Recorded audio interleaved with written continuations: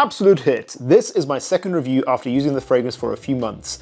I've started wearing Mr. Fragrant to dates recently to test its versatility. I wore it on 3 separate dates over popular ones I have, such as Stronger With You, Dior, Homme, Givenchy Gentleman, Reserve, Privé. All 3 women told me multiple times over the night how amazing I smell. One even took my travel atomizer and asked me if she could keep it and to smell it constantly. You guys have created a magic potion with your everyday fragrance.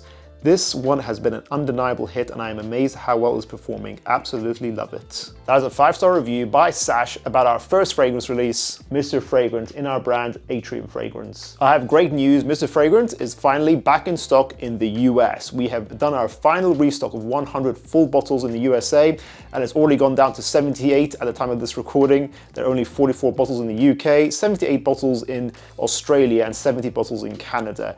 That's it. We're not producing any more samples, any more bottles. So this is a fully discontinued fragrance now at this time. So we're going to move on to our next release, Mr. Romantic, in April/May. Hopefully you guys will be able to check that out as well. I will leave a link in the description down below to our brand. Make sure to check it out.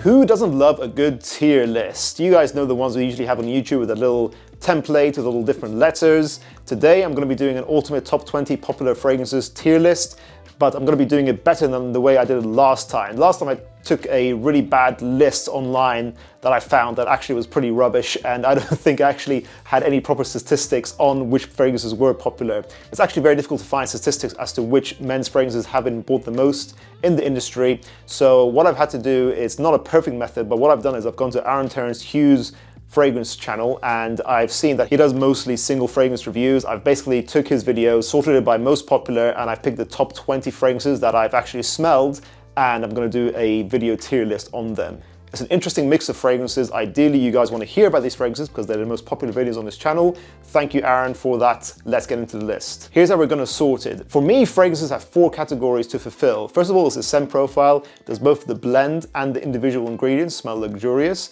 Performance, for me, full marks is at least 8 hours longevity or above. Wearability, does the fragrance meet 3 seasons of optimal use? And finally, does a fragrance feel like it's fairly priced or excellently priced? 4 categories to meet. If a fragrance meets all 4, it goes automatically to S tier, and for each category it misses, it goes down by 1 each time. So it goes to A tier, B tier, C tier, and if for some reason, I don't think any fragrances on this list are going to reach it, but if for some reason a fragrance doesn't appeal to any of these categories, then it's going to go down to D tier. It would have scored a 0 out of 4. Let's begin with the fragrances. Initio Parfum Oud for Greatness. Not a safe fragrance, but a nice character to this fragrance. It's like a fresh signature to wear as an oud scent.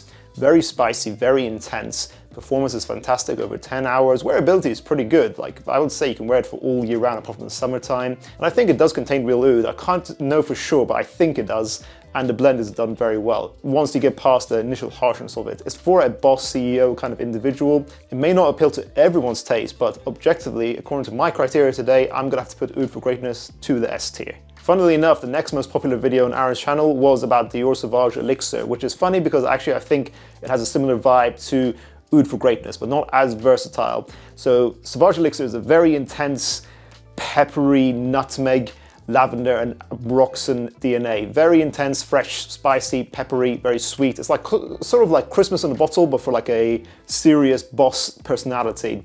So similar kind of vibe to Oud for Greatness, but not as well balanced in my opinion. It's very intense. I think the ingredients smell expensive, but the blend actually annoyed me personally. 2 sprays in the dead of winter and I was induced with a headache. So I'm quite harsh on this fragrance. Performance is fantastic, over 12 hours. Wearability is limited to cold weather only. But I do think Sauvage Elixir is worth trying for sure, and I think it's very fairly priced. It misses 2 of the criteria. I'm giving it a B tier placement. Fragrance 1, Office for Men, and this is going to be interesting. Now, I know it's a very controversial brand. Fragrance 1, Office for Men is Jeremy's first release. A very nice mass appealing scent. If you want compliments, it definitely does the trick. One performance, it does the trick. Very mass appealing citruses, so it's lemon, vetiver, and ambroxan are the main things I get from this fragrance. It's sort of like a daily freshie that's very mass appealing.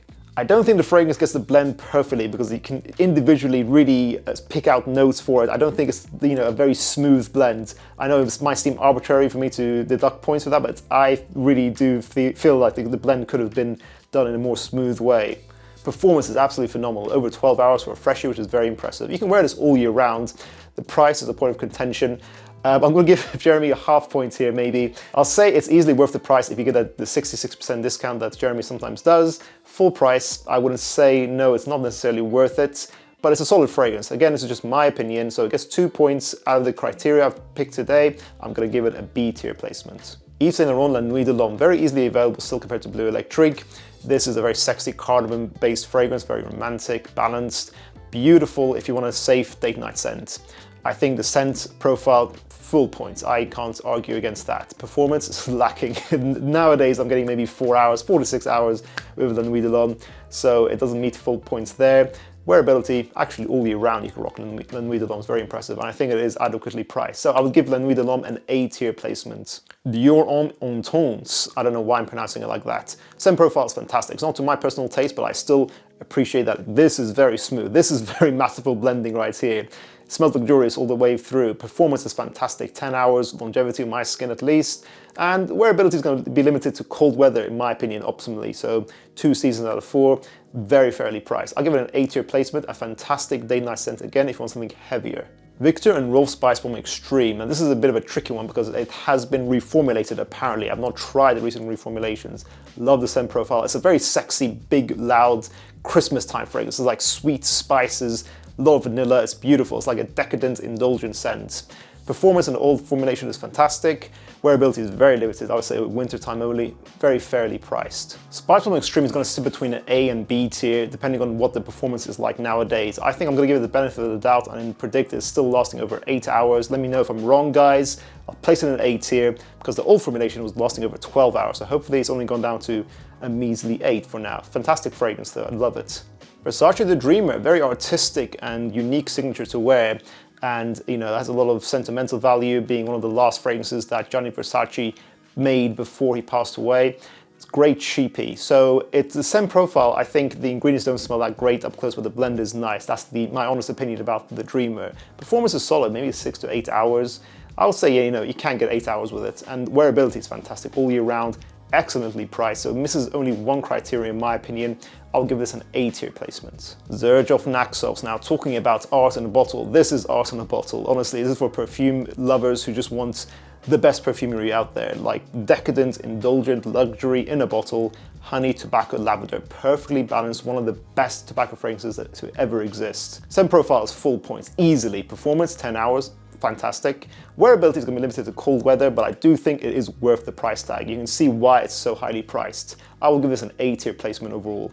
Maison Margiela Jazz Club. It is perfect for a jazz club. It's a really sexy evening scent that makes you smell mysterious, but at the same time really inviting. A rich, boozy scent profile with some spices in there that's very well balanced. It's not going to be overly cloying like some people might see with By the Fireplace. I think this is the brand's best fragrance. Scent profile gets full points. Performance is average, 6 hours. Disappointing a little bit, but it's not bad. Wearability, I think, is not too bad. I think you can still get away with it in spring as well as autumn and winter. So I think it just about gets to wearability, and I think it's adequately priced. So I'm going to give this an A tier placement. I think that's very fair. Acqua di Gio, it was Profumo on Aaron's channel, but I'm going to change it to Eau de Parfum because I think Profumo now is fully discontinued. So the Eau de Parfum is the latest new flanker, which I think is the most balanced overall. It takes the original, amps up the performance, makes it a little bit more green. Acqua di Gio Eau de Parfum, scent profile. The ingredients smell okay, the blend smells okay. I think it's very much a safe designer fragrance. I think for what it's going for, the scent is fine. It's not mind-blowing, but I think it's good. I'll give it the full points there, honestly. Performance, I've got about 6 to 8 hours of my sample, so I think it just misses the, I don't know. I think it wasn't a huge performance. I think I'll just about miss it on its performance points there.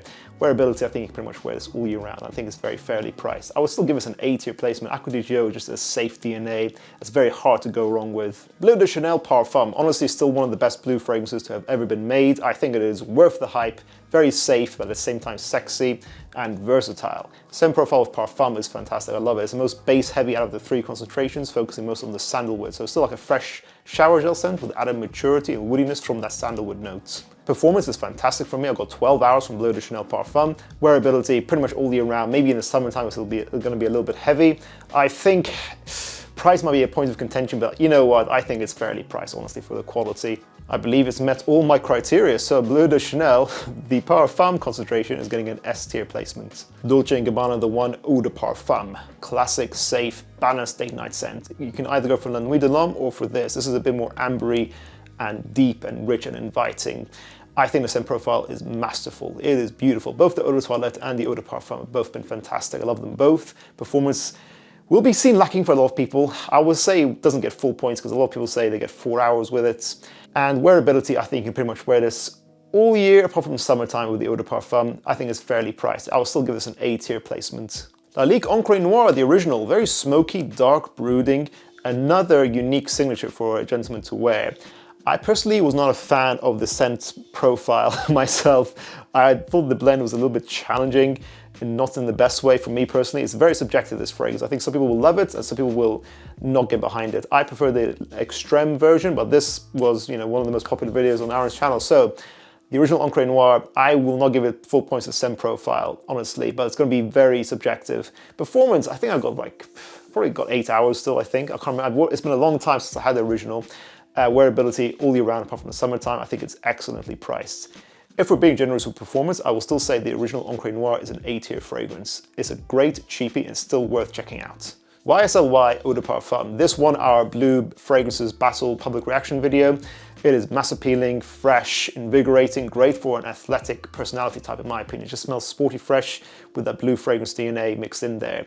I think the scent profile is not mind-blowing, honestly. It's still, I think, it'll get the job done. Other people will enjoy it on you, but I think if we're being picky and just being, fragrance snobs, if you're being a fragrance snob, which I am, I'm not gonna give it full points on scent profile. It's synthetic, it's, not the greatest blend of all time. I don't think it's gonna get full points on scent profile. I just don't think it deserves it, honestly.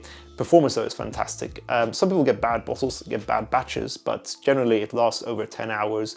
Wearability pretty much all year round, and I think the price is excellent. So it still gets an A tier placement, but I do not think it's a masterful blend, honestly. It just isn't there for me. You guys may disagree. YSL Tuxedo, another YSL. Now the blend here is fantastic. It's a smooth, gorgeous, unique, ambery signature fragrance. It's like rose and amber with spices. It smells photorealistic, beautifully done, beautifully blended, super smooth. Performance is average, 6 to 8 hours, okay, fair.